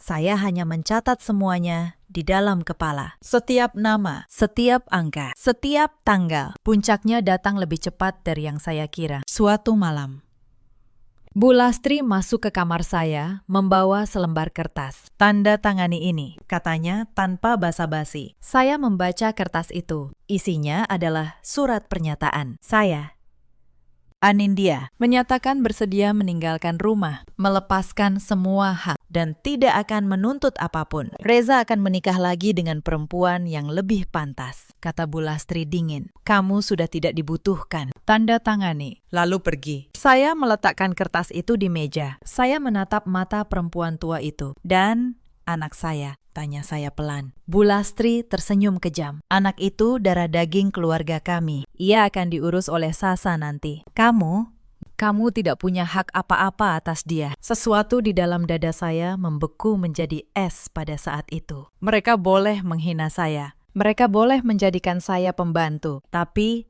memisahkan saya dari anak saya, itu garis yang tidak boleh mereka lewati. Saya tidak menjawab. Saya tidak menangis. Saya hanya berkata satu hal. Saya tidak akan menandatangani apapun. Wajah Bu Lastri merah padam. Ia memanggil Reza. Reza datang dengan wajah penuh amarah. Dan malam itu, di tengah hujan deras, mereka mengusir saya. Pergi, bawa anakmu kalau memang kamu keras kepala, teriak Reza sambil melempar koper saya ke teras. Aku muak melihat wajahmu. Kau cuma beban. Kau tidak punya siapa-siapa. Jangan harap ada yang mau menolongmu. Di sampingnya, Bu Lastri berkacak pinggang. Pergi sana. Aku mau lihat. Siapa yang sudi menampung perempuan miskin sepertimu di tengah malam begini? Besok pagi, kau pasti sudah jadi gelandangan. Saya berdiri di teras. Bayi saya menangis dalam dekapan. Hujan membasahi kami berdua. Saya menatap mereka untuk terakhir kalinya. Tatapan saya bukan tatapan istri yang terluka, melainkan tatapan seseorang yang sudah selesai. Tapi mereka terlalu buta oleh kesombongan untuk menyadarinya. Selamat tinggal, kata saya pelan. Lalu, saya membalikan badan, menyeret koper, menembus hujan. Di belakang saya, pintu dibanting keras. Saya mendengar tawa Bu Lastri dan Reza. Mereka merayakan kemenangan yang mereka kira sudah di tangan. Mereka tidak tahu, mereka baru saja menggali kuburan mereka sendiri. Saya berjalan menyusuri jalan kompleks yang sepi dan gelap. Lampu jalan remang-remang. Tubuh saya menggigil. Bayi saya akhirnya tertidur karena lelah menangis. Air hujan menyamarkan air mata saya, bukan tangisan kehilangan, melainkan tangisan penyesalan, karena telah membuang 3 tahun untuk orang yang salah. Saya berhenti di bawah halte tua di ujung jalan, dan di saat itulah sesuatu yang tak terduga terjadi. Sebuah sosok berlari menembus hujan ke arah saya. Wulan, adik ipar saya, napasnya terengah. Di tangannya, sebuah amplop tebal dan sebuah payung. Mbak, katanya. Suaranya nyaris tenggelam oleh suara hujan. Maaf, saya tidak bisa berbuat banyak di dalam. Tapi tolong, ambil ini dulu. Saya menatapnya bingung. Wulan menyodorkan amplop itu. Lalu ia berkata sesuatu yang membuat jantung saya berhenti sejenak. Saya tahu. Mbak, saya tahu siapa Mbak sebenarnya. Saya sudah lama tahu. Saya hanya menunggu Mbak siap. Ia menatap saya dengan mata yang basah. Dan saya menyimpan semuanya. Semua bukti hutang Reza. Semua percakapan ibu dengan Sasa. Semuanya. Kapanpun Mbak butuh, semuanya ada pada saya. Saya terdiam. Selama ini, di rumah penuh racun itu, Ternyata ada satu orang yang melihat kebenaran. Satu orang yang diam-diam berdiri di pihak saya. "Kenapa?" tanya saya. "Kenapa kamu membantu saya?" Wulan tersenyum tipis di tengah hujan. "Karena saya muak melihat orang baik diinjak-injak, Mbak. Dan karena saya tahu suatu hari Mbak akan membuat mereka membayar semuanya." Saya menggenggam tangannya. Untuk pertama kalinya malam itu, hati saya terasa hangat. "Terima kasih, Wulan. Simpan semuanya baik-baik. Sebentar lagi, saya akan membutuhkannya." Lalu saya merogoh saku gamis saya yang basah. Saya mengeluarkan sebuah ponsel. Bukan ponsel butut yang biasa saya pakai di depan mereka, melainkan ponsel keluaran terbaru. Jari saya menekan satu nomor. Panggilan tersambung. "Pak Hendra," kata saya. Nada suara saya berubah seketika, menjadi dingin dan penuh wibawa. "Datang ke titik lokasi yang baru saya bagikan. Bawa kendaraan utama. Dan kabari tim. Esok hari kita eksekusi seluruh rencana sesuai jadwal." Wulan menatap saya dengan mata berbinar. Ia tahu, sang ratu yang selama ini menyamar baru saja melepas topengnya.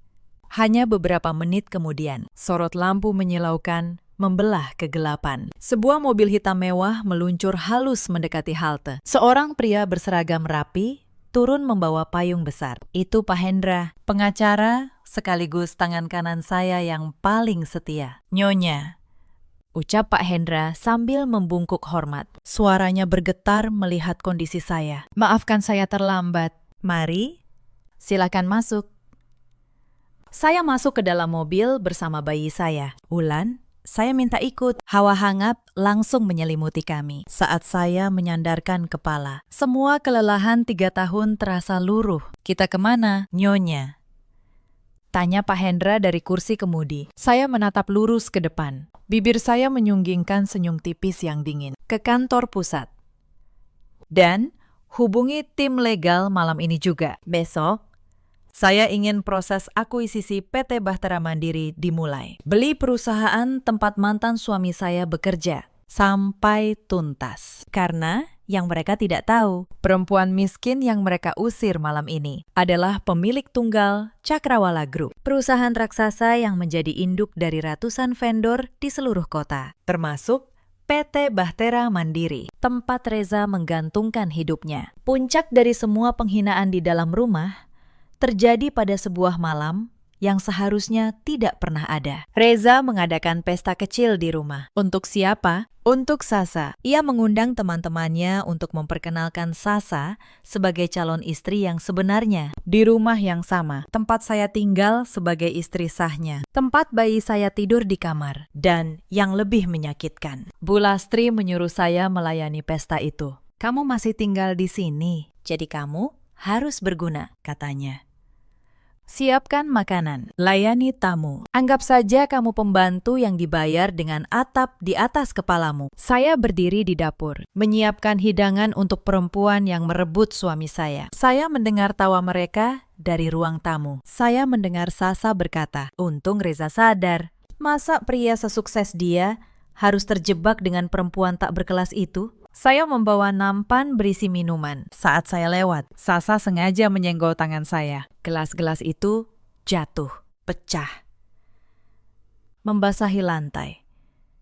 "Aduh, ceroboh sekali," kata Sasa sambil tersenyum manis. Pembantu zaman sekarang memang susah dilatih. Para tamu tertawa. Reza tidak membela saya. Bu Lastri malah memarahi saya karena memecahkan gelas. Saya berlutut membersihkan pecahan kaca, sementara di atas saya, mereka tertawa-tawa menikmati malam. Pada saat itu, saya tidak merasa marah lagi. Yang saya rasakan justru ketenangan yang aneh. Ketenangan seseorang yang tahu bahwa hitungan mundur sudah dimulai. Saya membersihkan lantai itu dengan tangan saya sendiri. Lalu saya berdiri, menatap mereka satu persatu, dan tersenyum dalam hati. "Nikmatilah malam ini sebaik-baiknya," batin saya.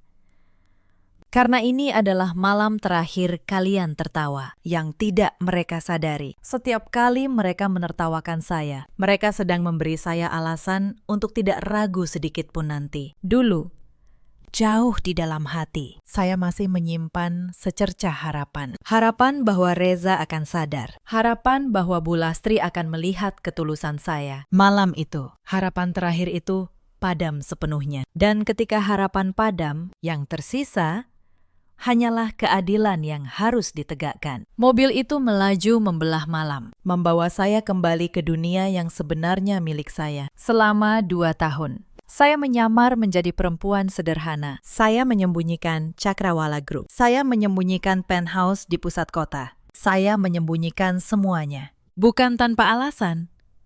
Sejak kecil, saya yatim piatu. Dibesarkan oleh seorang paman yang kemudian mewariskan kerajaan bisnisnya pada saya. Sepanjang hidup, saya selalu bertanya-tanya, apakah ada orang yang mencintai saya karena saya, bukan karena harta saya? Maka ketika bertemu Reza yang tampak sederhana dan tulus, saya memutuskan menguji. Saya menyamar. Saya ingin tahu, apakah cinta bisa tumbuh tanpa kemewahan? Jawabannya sudah saya dapat malam ini. Pahit, tapi jelas. Di penthouse, para pelayan menyambut saya dengan tunduk hormat. Mereka segera mengurus bayi saya, memandikannya, menghangatkannya. Saya berganti pakaian, membasuh semua sisa hujan dan kenangan pahit dari kulit saya. Ketika saya keluar, saya bukan lagi Anindya si menantu yang lemah. Saya adalah Anindya Kusuma, pemilik Cakrawala Group. Di ruang kerja, Pak Hendra sudah menunggu bersama tim legal. Tumpukan berkas tertata rapi di meja. Saya duduk di kursi besar saya, menyilangkan kaki dan menatap mereka. Bagaimana status PT Bahtera Mandiri? Tanya saya. Pak Hendra membuka berkas. PT Bahtera adalah vendor menengah yang memasok ke anak perusahaan kita, Nyonya.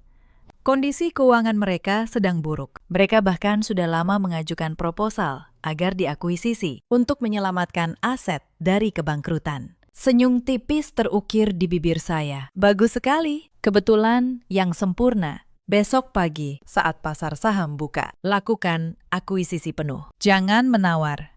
Pastikan sebelum makan siang. PT Bahtera resmi menjadi milik Cakrawala Group. Pastikan dokumen kepemilikan dibuat penuh atas nama pribadi saya. Pak Hendra mencatat, meski keningnya berkerut, heran. Nilai perusahaan itu kecil dibanding aset Nyonya yang lain. Boleh saya tahu alasannya? Anggap saja ini pelajaran, jawab saya. Pelajaran untuk orang-orang yang lupa bahwa kesombongan selalu ada harganya. Lalu, saya menoleh pada Wulan yang duduk di sudut ruangan dengan kagum. Wulan, saya butuh semua bukti yang kamu simpan. Surat hutang, percakapan, semuanya. Serahkan pada Pak Hendra. Kamu akan jadi saksi kunci. Wulan mengangguk mantap. Siap? Mbak, saya sudah menunggu hari ini sejak lama. Satu lagi, kata saya. Lusa. Cakrawala Group mengadakan rapat pemegang saham gabungan dengan semua vendor utama di Grand Ballroom Hotel Mahkota. Semua direksi, kolega, dan pejabat hadir. Saya memutar kursi, menatap kerlip lampu kota dari jendela. Kirim undangan resmi ke PT Bahtera. Tujukan secara khusus kepada manajer Reza. Buat narasi bahwa kehadirannya diperlukan karena ia akan menerima posisi penting dalam struktur baru. Buat undangannya terlihat mewah dan meyakinkan. Pak Hendra tersenyum paham. Nyonya ingin memancing mereka datang dengan kepala terangkat. Tepat, kata saya. Saya ingin mereka datang dalam kemegahan agar jatuhnya terasa setinggi mungkin. Esok paginya, di rumah kontrakan itu, suasana berbeda total. Sebuah amplop emas mewah tiba diantar kurir berseragam. Reza membukanya dengan tangan gemetar penuh semangat. Undangan rapat pemegang saham Cakrawala Group ditujukan langsung untuknya dengan tulisan, diundang khusus untuk pembahasan posisi strategis. Bu, lihat ini, teriak Reza pada ibunya.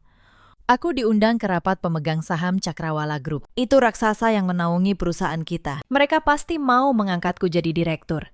Akhirnya, kerja kerasku diakui. Bu Lastri merebut undangan itu. Membacanya, berulang kali. Wajahnya berseri-seri. Memang nasib kita lagi bagus. Begitu si pembawa sial itu enyah, langsung turun rejeki sebesar ini. Seandainya perempuan itu belum minggat, mana mungkin keberuntungan begini mampir ke rumah kita. Sasa datang sore itu. Mendengar kabar itu, ia langsung memeluk Reza. Berarti aku ikut, kan? Sebagai calon istrimu. Aku harus tampil sempurna di acara sepenting itu. Tentu saja, sayang. Kata Reza bangga, kamu pantas bersanding denganku. Lalu, hal yang sudah saya rencanakan terjadi. Ponsel Reza bergetar. Notifikasi dari bank, limit kartu kredit korporat kantornya yang terhubung ke sistem PT Bahtera baru saja dinaikkan menjadi tanpa batas. Status, fasilitas eksekutif. Reza nyaris menjatuhkan ponselnya. Gila. Kartu kreditku di-upgrade jadi unlimited. Ini pasti fasilitas untuk persiapan jadi direktur. Cakrawala benar-benar memanjakanku. Sasa menjerit girang.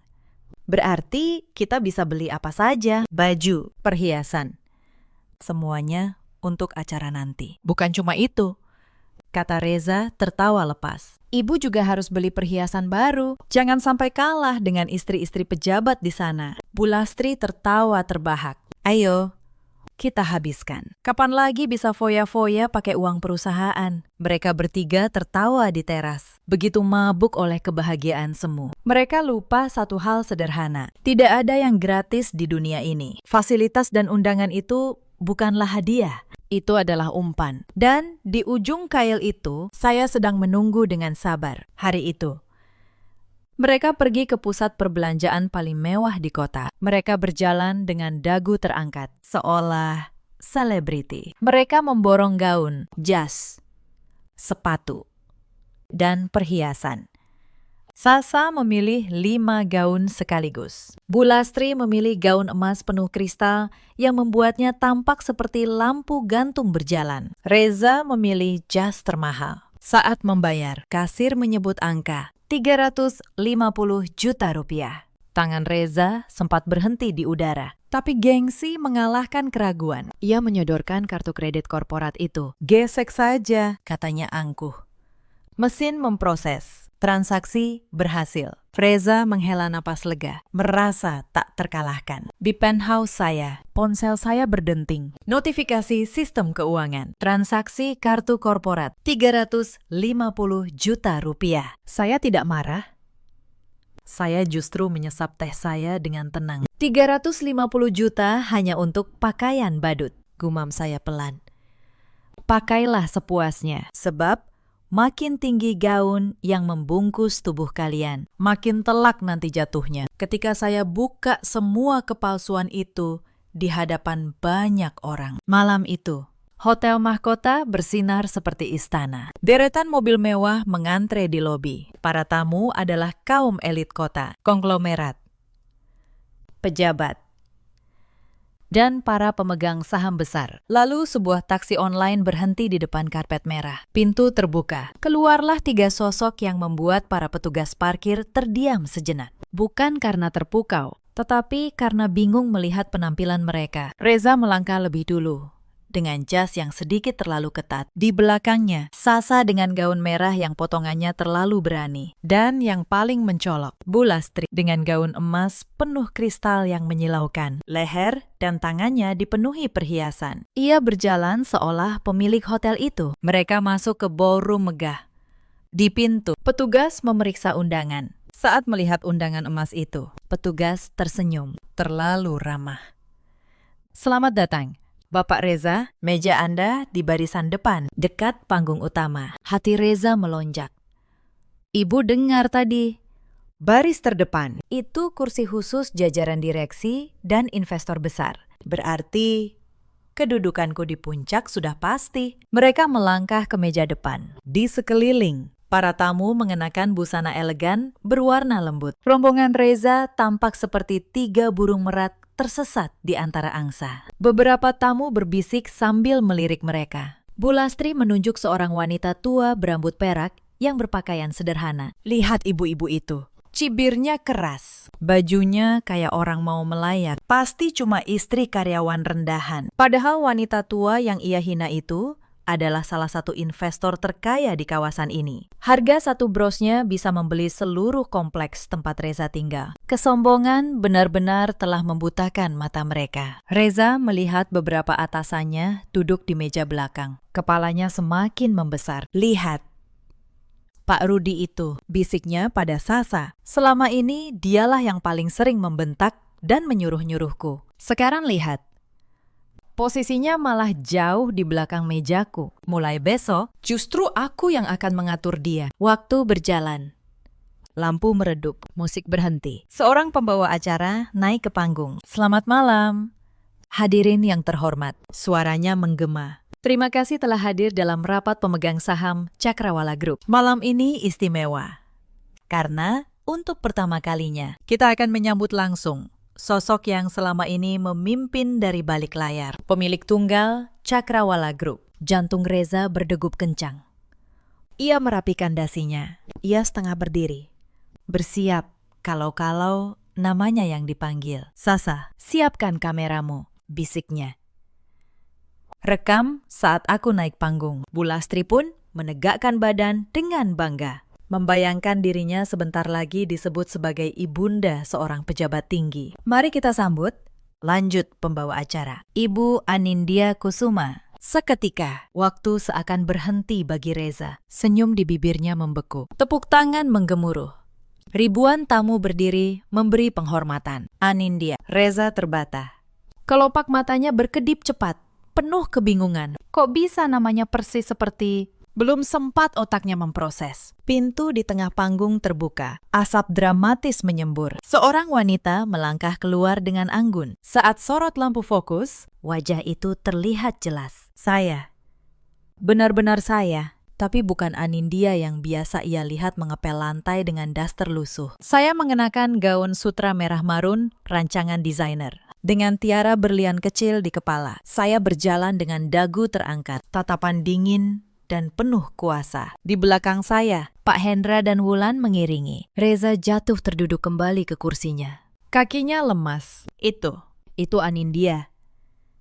Itu istriku. Suaranya bergetar, nyaris tak terdengar. Bulastri yang sedang mengunyah kue tersedak. Matanya melotot. Tidak mungkin, itu si menantu miskin itu. Itu pemilik perusahaan. Sasa pucak pasi, kamera di tangannya merosot. Saya berdiri di panggung, menatap ke arah meja depan. Tepat ke arah mereka bertiga. Saya tersenyum tipis. Lalu saya mulai bicara. Suara saya tenang, namun menggema ke seluruh ruangan. Terima kasih atas kehadiran kalian semua, kata saya. Malam ini, selain rapat pemegang saham, ada satu hal kecil yang ingin saya selesaikan. Sebuah urusan pribadi. Saya menatap Reza. 3 hari lalu, di tengah hujan, saya diusir dari sebuah rumah bersama bayi saya yang baru lahir oleh seorang suami dan ibu mertua yang menganggap saya beban. Perempuan miskin tak punya apa-apa, katanya. Ruangan hening. Semua mata kini tertuju pada meja depan. Saya tidak akan menceritakan detailnya. Lanjut saya. Tapi saya ingin mengumumkan 2 hal. Pertama, mulai siang tadi, PT Bahtera Mandiri, perusahaan tempat Bapak Reza bekerja, telah resmi diakuisisi penuh oleh Cakrawala Group. Artinya, sayalah pemilik tempat ia bekerja. Dan terhitung malam ini, posisi Bapak Reza sebagai manajer beserta semua fasilitasnya dihentikan. Reza terbelalak. Apa? Tidak. Tidak mungkin.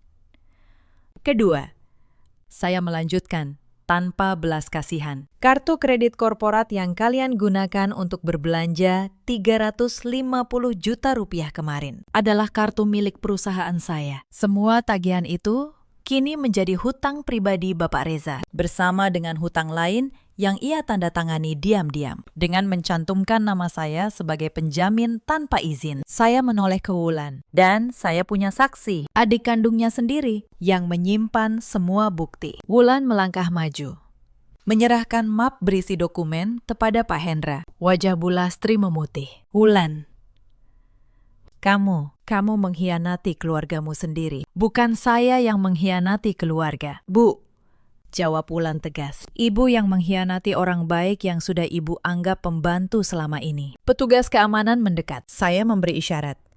Semua barang yang kalian beli dengan kartu perusahaan saya akan disita malam ini sebagai pelunasan sebagian tagihan. Para petugas mulai melepas perhiasan dari tubuh Bu Lastri. Cincin, gelang, kalung emas itu ditarik satu persatu. Bu Lastri meraung.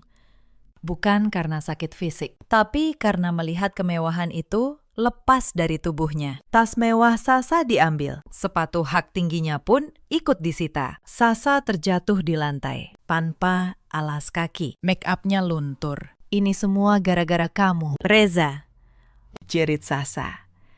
Kamu bilang kamu kaya. Kamu bilang kamu mau jadi direktur. Ternyata kamu cuma penipu. Kita putus. Sasa, kita kan saling mencintai. Reza memohon. Cinta. Sasa tertawa pahit. Aku cinta uangmu. Kalau uangmu tidak ada, untuk apa aku bersamamu? Lalu ia berlari pergi, meninggalkan Reza tanpa menoleh. Topeng-topeng itu hancur di depan ribuan orang. Cinta palsu Sasa terbukti rapuh begitu uang hilang. Kasih palsu Bu Lastri terbukti runtuh begitu emasnya dilucuti. Saya berdiri dari panggung. Saya menatap mereka. Reza dengan kemeja kusut. Bu Lastri tanpa perhiasan. Rambut sanggulnya acak-acakan. Mereka berdiri di tengah kemegahan pesta, seperti tiga sosok yang tersesat. Nah, kata saya, tenang. Kini kalian sudah kembali menjadi diri kalian yang sebenarnya. Tanpa kemewahan, tanpa apapun. Sama persis seperti gambaran yang dulu kalian tempelkan pada saya 3 malam yang lalu. Saya menudingkan jari ke arah ujung ruangan. Itu jalan keluarnya. Pergilah. Dan jangan berharap bisa memanggil kendaraan lewat akun manapun yang tersambung ke perusahaan saya. Karena semuanya sudah saya kunci. Kalian terpaksa berjalan kaki. Tapi di luar hujan deras. Bu Lastri membela. Saya tersenyum miring, meniru ucapannya 3 malam lalu. Hujan. Bagus.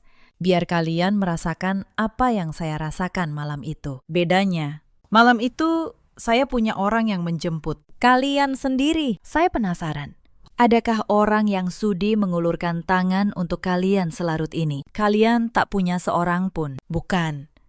Kutukan yang dulu mereka lontarkan ke wajah saya, kini memantul balik menghantam mereka berkali lipat lebih keras. Balasan itu benar-benar ada. Dan kali ini ia tiba jauh lebih cepat dari dugaan siapapun sebelum mereka digiring keluar. Saya menambahkan satu hal lagi. Saya ingin semuanya tuntas malam itu juga. Ada satu hal terakhir yang ingin saya sampaikan, kata saya.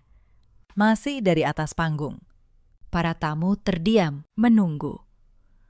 Bapak Reza pernah menandatangani perjanjian hutang sebesar 500 juta rupiah dengan mencantumkan nama saya sebagai penjamin tanpa sepengetahuan saya. Hutang itu ia gunakan untuk membiayai gaya hidup perempuan lain. Bisik-bisik memenuhi ruangan. Beberapa tamu menggeleng-geleng. Tim legal saya sudah memeriksa dokumen itu. Lanjut saya.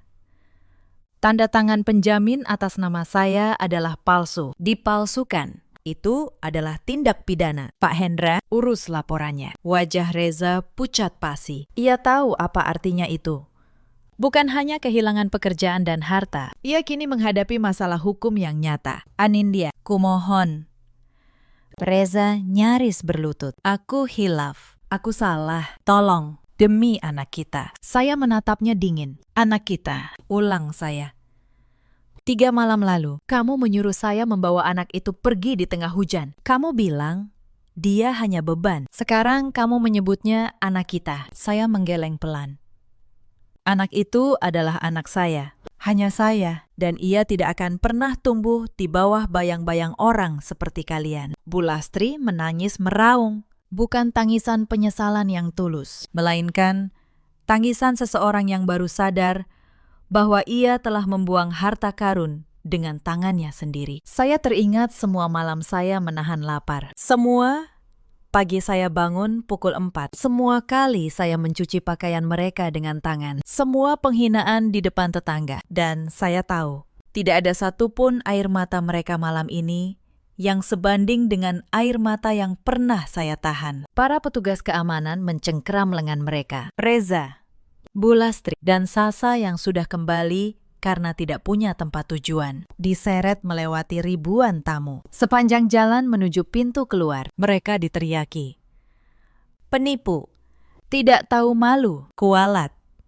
Beberapa tamu sengaja memalingkan wajah dengan jijik. Reza menunduk dalam, menutupi wajahnya. Bulastri menangis histeris. Gaun emasnya kini terlihat seperti kostum badut yang memalukan. Mereka tidak lagi terlihat seperti keluarga yang sombong. Mereka terlihat seperti apa adanya. 3 orang yang dikalahkan oleh keserakahan mereka sendiri. Pintu besar ballroom terbuka. Di baliknya, dunia nyata yang dingin sudah menunggu. Dunia tanpa uang, tanpa kendaraan, tanpa tempat bernaung. Saya melihat mereka terhuyung keluar dari kehangatan ballroom menuju trotoar yang dingin. Hujan deras langsung mengguyur tubuh mereka. Gaun mewah yang tadi berkilau, kini basah kuyup, menempel di tubuh. Bulastri menjerit saat lututnya yang tua membentur genangan air. Tanpa kilau emas, tanpa polesan bedak. Sosoknya tak beda dengan seorang nenek peminta-minta yang menyedihkan. Dingin. Dingin sekali. Rintihnya. Memeluk lututnya di pinggir jalan. Reza mencoba berdiri dengan susah payah. Kemeja mahalnya kini basah menerawang dan berlumur kotoran jalanan. Ia menatap ke arah pintu hotel, berharap petugas akan mengizinkan mereka berteduh. Namun deretan penjaga itu tetap diam terpaku. Lengan mereka terlipat di dada. Pesan dari sorot mata mereka sangat gamblang. Tidak ada izin untuk masuk.